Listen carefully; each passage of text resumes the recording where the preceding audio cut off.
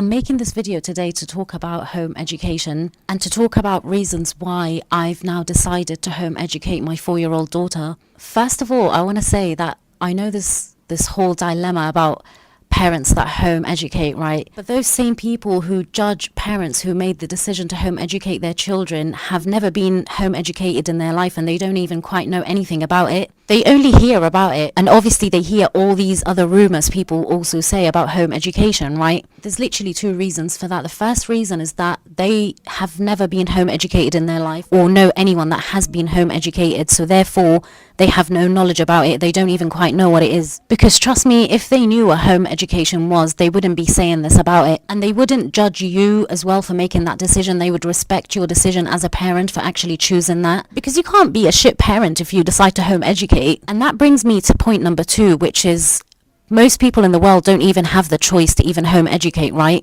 They literally have no other choice because they work and they're in a routine, so therefore they have to send their kids to school. And most people as well do it, to be fair, because they just want a break from their children, man. And I totally get that. But that's exactly why they judge you. And this really reminds me of the story Heidi, which this was one of my favorite stories actually as a child, and even now as an adult, me and my daughter read it all the time, and she fell in love with it.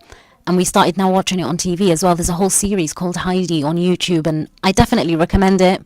And the story of Heidi goes like this. So it's a little sweet girl. Both her parents died, and her auntie, who has taken custody of her, decides to send her to her grandfather in the mountains to live with him since she got a new job and she can't look after Heidi anymore. So when Heidi arrives at the mountain, everyone in the village starts to tell her how much of an evil man her grandfather is, and that he's a weirdo and a freak, and he stays alone up in the mountains and doesn't talk to anyone. So they scare her away from him, but she still meets him anyways, and he turns out to be an absolute sweetheart. He takes her in, takes care of her, and becomes the most amazing grandfather in the world for her. So Heidi ends up meeting a little boy called Peter, and when she met Peter, he took her up to his tree house and they started talking. Heidi noticed that Peter was really upset, and she was like, "Are you okay, Peter? Why haven't you said a word all day?"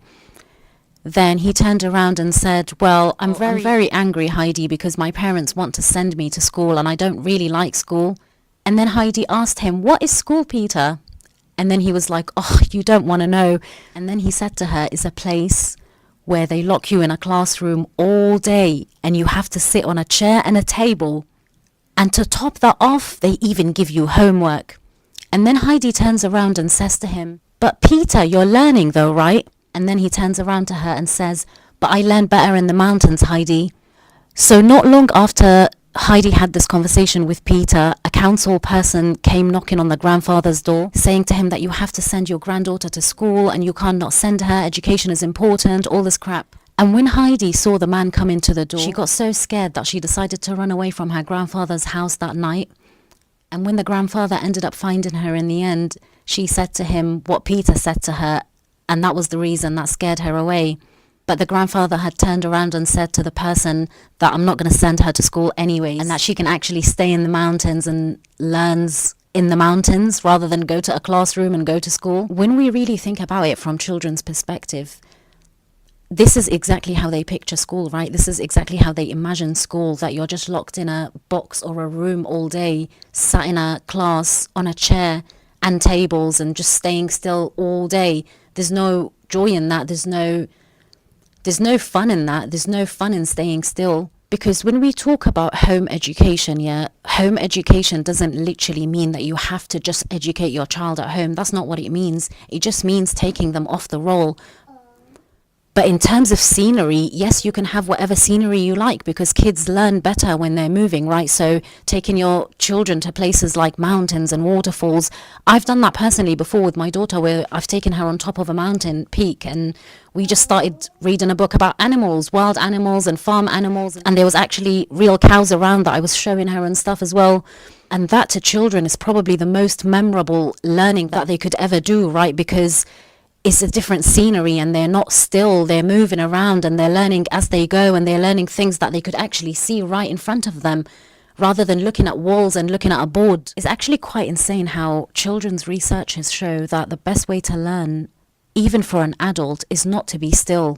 And although they know this and research has proven this, but they still allow children to sit still from a very young age in schools and in classrooms. And then they wonder why everyone's got ADHD all of a sudden. So they normalize sitting in a chair all day when they clearly know that is not the best way to learn for a child. And I've been noticing this a lot in my daughter as well, to be fair. Especially now that I've left my job and I've been spending all my time with her now. I've been observing everything she's doing. She's never still. There is never a moment where she's actually sat down. She's always moving, always up and running or up and jumping or doing something. Like she'll be bouncing on the bed, reading a book, or spinning on my spinning chair, also reading a book or doing some maths. And maths is not something they actually do in reception, but she's doing it. And you know what? If she's happy to do it now, I'm never going to stop her and say, oh, no, that's not your age. You have to wait until you're a certain age to do it. If she wants to learn something, by all means, if her brain is quite there already yet, why not? Let her learn it. Let her go to the next level. Why stop her? And this is why sometimes school, can literally block your child's full potential for that reason, because I believe schools slow us down as humans. Because we think we need a lot of time in order for us to learn something, right? It makes us think we're stupid and we need teachers and we need classes and we need all this help to learn something. So it slows you down. My daughter is now doing work and learning things that kids normally do by the time they're in year 1 or even year 2. But she's only in reception and she's doing that now. And this is why when you attach a certain curriculum to a certain age, it can actually slow children's learning process down. Why? Because they think, oh, I don't have to do that until I'm that age. But no, you can actually do it now. You don't have to wait, right? I know a mother that homeschools her child who's in year 1 doing the work of year 3s and year 4s. And that's exactly what you want. If you're ready now for it, go for it. Keep learning, keep exploring, keep expanding your mind. Don't limit your mind to a year or certain education because it's attached to a certain year or a certain age. If you're ready for it now and your child is ready for it now, why wait? I definitely believe that home educating my child is definitely going to help unlock all her potential. Every single potential she's got, she's going to unlock. Sometimes children, all they need is just to feel safe, man. It's just to be in a safe environment where they can actually learn the way they want to learn, be who they want to be, choose what they want to do. They will then be able to explore all their potential talents and skills and hobbies and intelligence. Home education is all about protecting their love of learning, right? Because you don't want that child to hate education. Home education is about what they want to learn as well, rather than what you want them to learn. Because in a classroom, you have to go by what the teacher decides to teach you today, right? And you have to just go with it anyways. Whereas home education means that you can learn about anything that you like, anything that you're interested in, anything your child is interested in. For example, my 4-year-old is into science and she's only in reception, but she loves science. And science for her is quite fun and that's what she quite likes right now. My daughter won't listen to me when I say to her, should we read a book? Because I'm suggesting it, right? It's not something she wants to do. So I'll then go pick up a book for myself, pick up a children's book for her, and I'll just place it right next to her. I won't say a word. Then all of a sudden, she'll just look at it, notice it, she'll open it and then start reading it without me having to even say, oh, it's time to read, or go, it's time for you now to read a book. She'll just do it out of her own will because it's there. And I'm doing it as well without suggesting that she has to do it too. I'm just doing it and letting her get inspired by me, right? Sometimes she doesn't even need that inspiration. Sometimes she'll just go and do it anyways. Again, protecting their love of learning and letting them learn what they want to learn. Letting them learn what they want to learn and what they're interested in, rather than teaching them something they're not even interested in. And this is what causes certain children to resent learning, dread it, or even hate it, and not look forward to it. And maybe even after a while, they end up dropping out of school anyways because they're not even happy. And it was never something that they wanted to do. And bear in mind as well, when I talk about school, I'm not talking about education, right? Because education and school are completely two different things. And I think this is where people get mistaken and think that what the hell is home education, or what do home educators even do? Do they even go to school? No. They don't go to school, and that's the only difference. But in terms of education, yes, you still receive education, and you don't even have to follow the national curriculum either. This is why home education can actually be very fun with children with needs or with special requirements, because it can actually be tailored to their needs and their requirements, right? You can make your own curriculum. You can literally create your own curriculum for your child that is tailored just for them, which can be very fun and even more relaxing than school, and really help with their development and their needs. When my daughter was in school, I'd pick her up from school, bless her, and by that time, she's so overstimulated. She's tired, she's hungry, she's whinging, bless her, because it's too much, and I get it. then I take her home and the first thing she wants to do, bless her, is just get this uniform off me and get me into my cozy pajamas and get me into mummy's bed and give me my teddy bears. And I can just see in her face, bless her, that she's exhausted, stressed out, tired, overstimulated. And I could really see that she's been struggling all day, bless her, and bottling up all those emotions. And that's why as soon as we get home, she breaks down, bless her, and starts to have a meltdown because it's too much. And sometimes that's her way of expressing to me what has gone on in her day, for example. It's just like us adults when we come home from work and we're like, oh, this and that happened in work today. It's the same shit in schools, man, with kids as well. They also go through stuff. We're not the only ones that go through it. They also go through it. And yes, sometimes it is too much. And that's why kids, bless them, have meltdowns and breakdowns. Because yes, the reality is that it's all too much, it's overstimulating, it's too fast, it's too rushed. And that's what makes children not learn to their full potential, because they're tired and exhausted, bless them. They're not in a relaxed, safe environment like we think they are. Some children are still not even ready to go to school. Yes, they're ready to learn, because again, educate and learning is completely different to school, right?